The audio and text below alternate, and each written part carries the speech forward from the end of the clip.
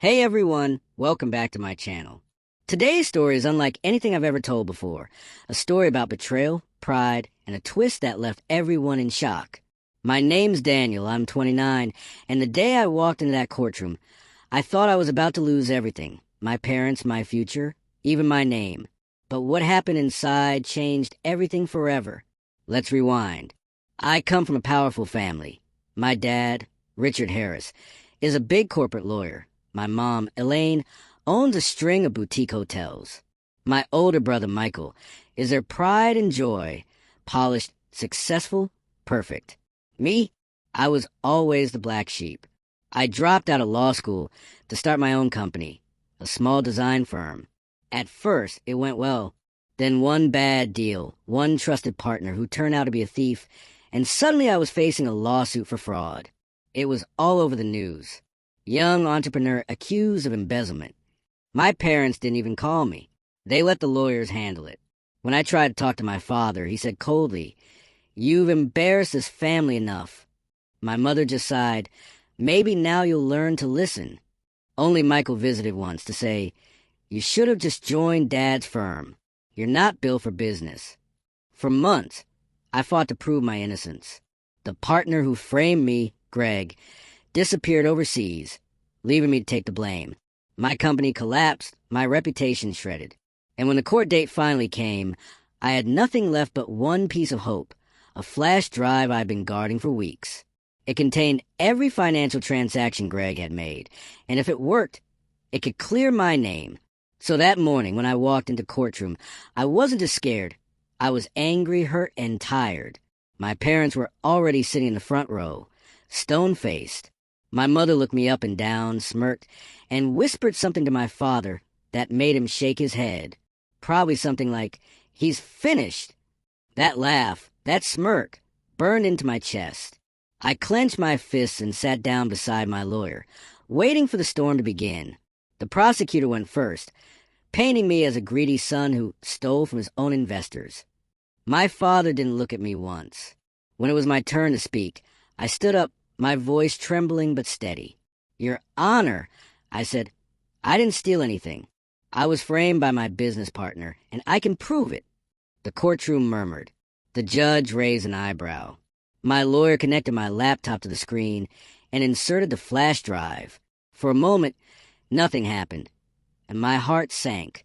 My mother laughed quietly again. My father sighed, rubbing his temples. But then the data loaded, and line by line, transaction by transaction, the truth unfolded. Every single transfer Greg had made, using my company's name, traced back to his private offshore account. The room went silent. The prosecutor's face turned pale. Then, something unexpected, my father stood up.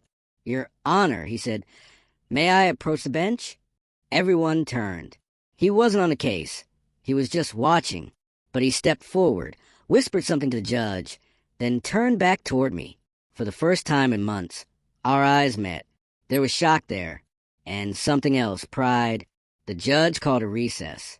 My lawyer whispered, "We've got them, Daniel. It's over." But I couldn't move. I just stared at my parents. My mother looked shaken, her perfect posture gone.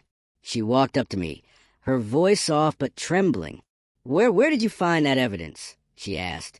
I looked her straight in the eye. "In the same place you both lost faith in me, when everyone walked away."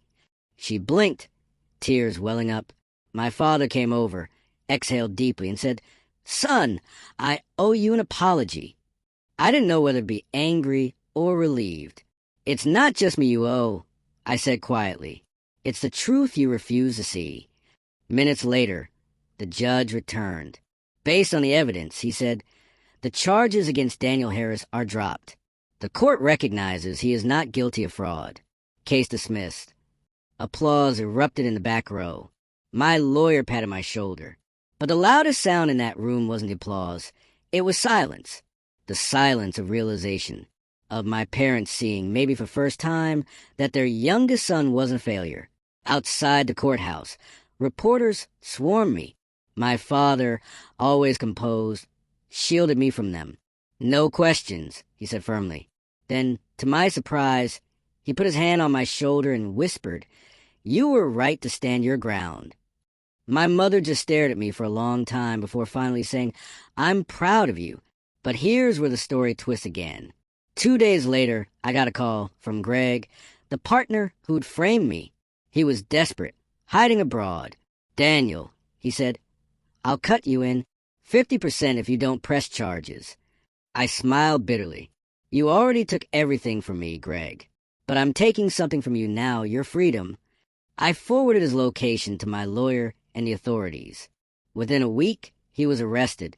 When my father found out, he called me, almost laughing. "You're more of a lawyer than I ever was," he said. That meant more to me than I could say.